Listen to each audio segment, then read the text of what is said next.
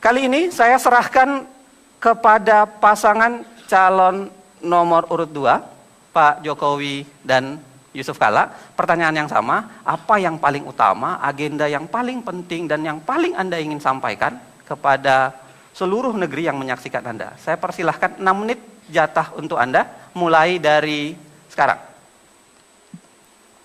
Assalamualaikum warahmatullahi wabarakatuh.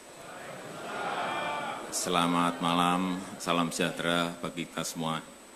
Yang saya hormati Bapak Prabowo Subianto, yang saya hormati Bapak Hatta Rajasa, Ibu Bapak sekalian, saudara-saudara sekalian, saudara-saudaraku sebangsa dan setanah air.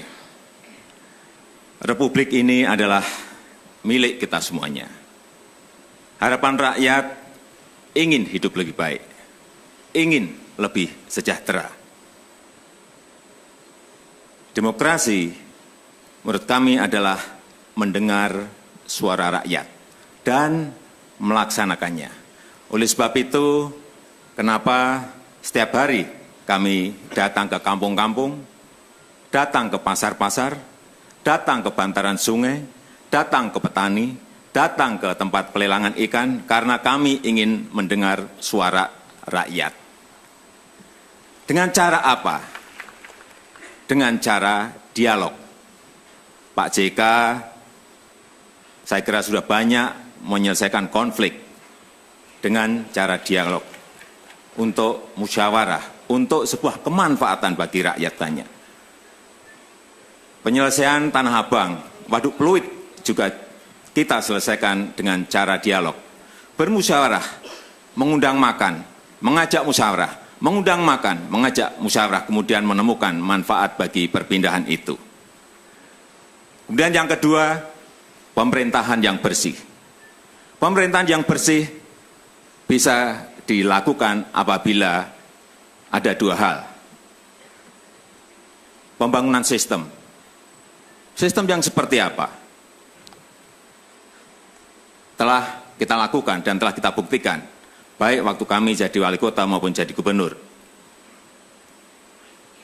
E-budgeting, e-procurement, e-purchasing, e-katalog, e-audit, pajak online, IMB online, cara-cara seperti itulah yang saya kira kita perlukan dan bisa dinasionalkan. Semua daerah bisa, nasional bisa melakukan ini. Apabila Jokowi dan JK diberi amanah oleh rakyat untuk memegang pemerintahan ini.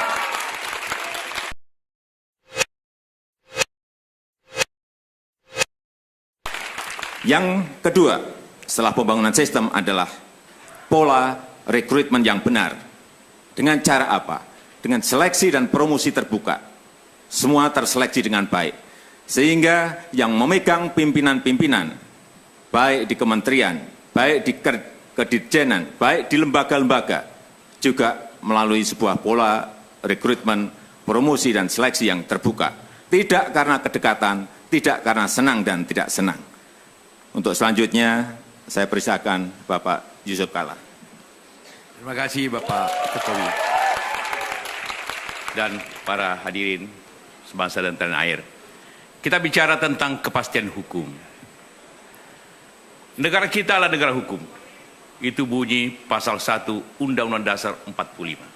Artinya siapapun di antara kita harus taat dan memastikan bahwa semua orang memenuhi aturan dan ketentuan hukum. Salah satu syarat tentang kepastian hukum ialah kita menghormati sesama manusia. Kita harus melaksanakan hak-hak asasi manusia. Karena manusialah yang diperlakukan kepastian hukum itu. Tanpa penghormatan, tanpa pelaksanaan hak asasi manusia, tidak ada di antara kita yang dapat melaksanakan kepastian hukum itu dengan benar. Karena itulah, maka pelaksanaan hukum harus dilaksanakan dengan benar dan sesuai aturan yang ada.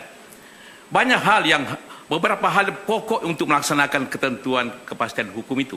Pertama, hukum yang memang sesuai dan merupakan ketentuan yang dapat kita terima secara umum. Kedua, ketauladanan. Tidak mungkin hukum itu dapat dilaksanakan tanpa ketauladanan daripada kita semua, khususnya para pemimpin. Jadi para pemimpin apabila ingin melaksanakan hukum, pemimpinnya terlebih dahulu melaksanakan hukum dengan betul. Apabila pemimpinnya ingin melaksanakan dasar hukum itu hak asasi manusia, maka pemimpin itu pula harus taat kepada hak asasi manusia. Tidak mungkin sebaliknya. Itu yang pokok untuk bagi kita semua. Kedua, tentu pemahaman rakyat kepada hukum itu sendiri dan ketaatannya kepada institusi.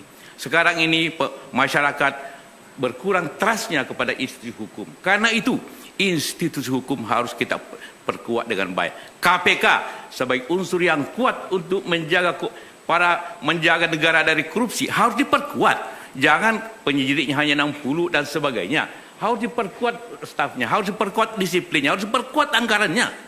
Begitu juga unsur hukum penegak hukum yang lain, polisi, jaksa harus sinkron dengan semua itu.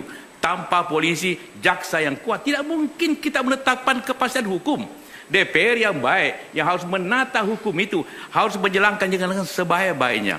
Jadi, unsur yang sangat penting ialah hukum itu sendiri yang dibuat oleh DPR dan lembaga hukum yang lain. Pelaksanaannya, kita sendiri, pemimpinnya yang melaksanakan hak-hak manusia untuk menjalankan hukum itu.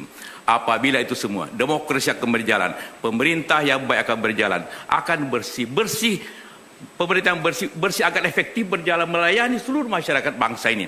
Itulah cita-cita kita berbangsa, melaksanakan semua ini untuk kemakmuran dan kesejahteraan kita semua. Terima kasih. Kita berikan tepuk tangan. Tolong, terima kasih tepuk tangan.